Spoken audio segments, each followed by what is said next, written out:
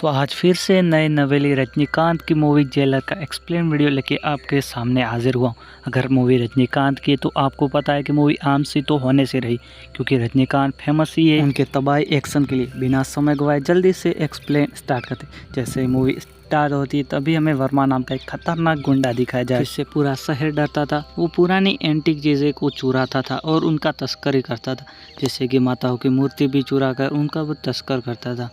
और वो अपने ही लोगों को एक छोटी सी गलती के लिए बेरहमी से मार देता था और इसी खौफ से पूरा शहर डरता था। और इसी के साथ साथ उसका बहुत बड़ा नाम था। और दूसरे सीन में हम देखते हैं कि रजनीकांत दिखाया जाता है जिनका नाम होता है कुलाल पांडे होता है, जिनकी एक वाइफ होती है और उनका एक बेटा होता है अर्जुन नाम का। और उसी के साथ साथ अर्जुन का पत्नी और अर्जुन का बेटा से मुत्तू बहुत ही ज़्यादा प्यार करते थे।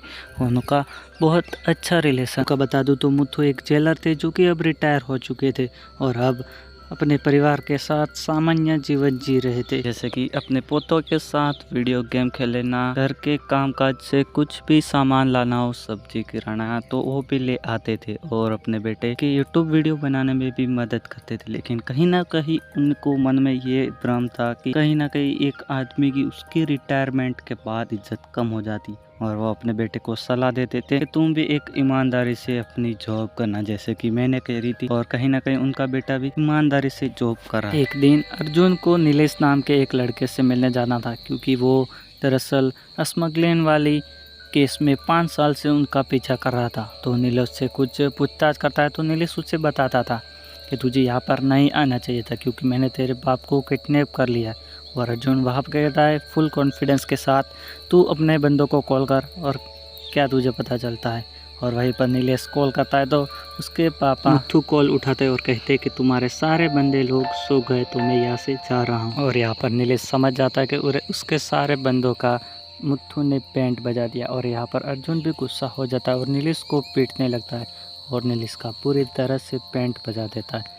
वहीं पर हम घर का सीन देखते हैं। वहाँ पर अपने बेटे को ईमानदारी का पाठ पढ़ा रहा था और उसे कहते हैं कि तुम हमेशा ईमानदार बन के रहे और ना और इज्जत की रोटी खाना।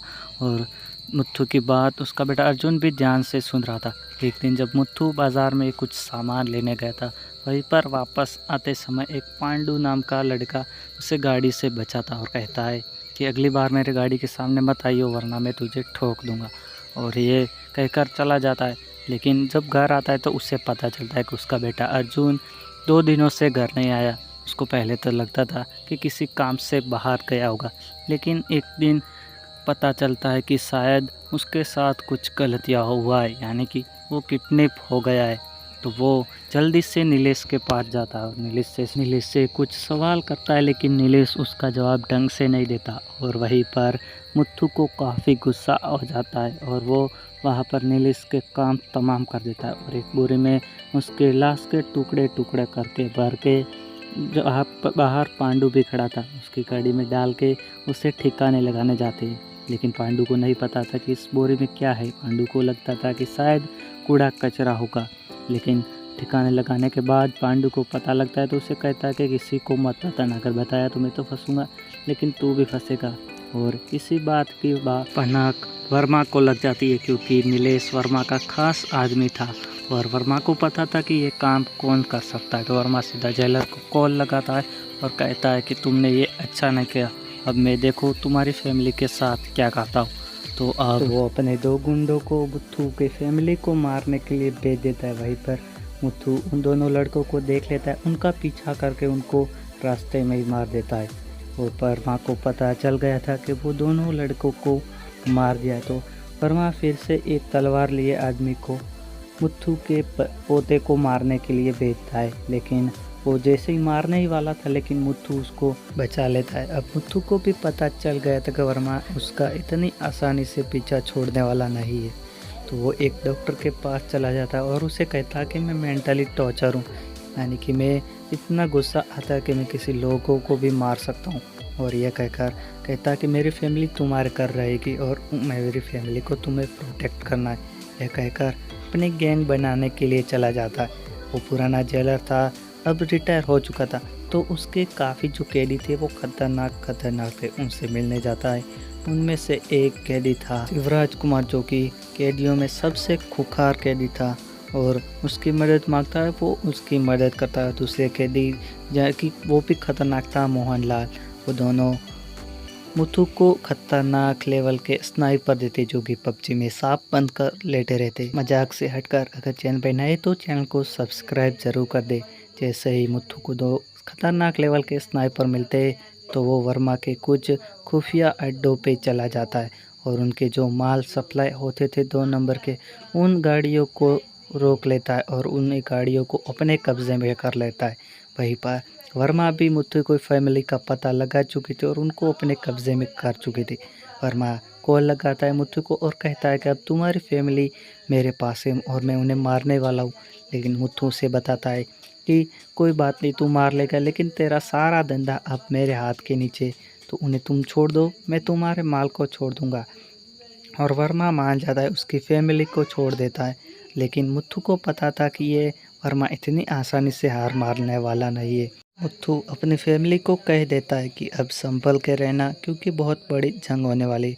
इतने में कुछ ही देर में उसके घर में बहुत सारे गुंडे घुस आते, तो उनका बहुत ही बहादुरी से सामना करते थे और उनके जो पीछे स्नाइपर थे वो भी उनका साथ दे रहे थे।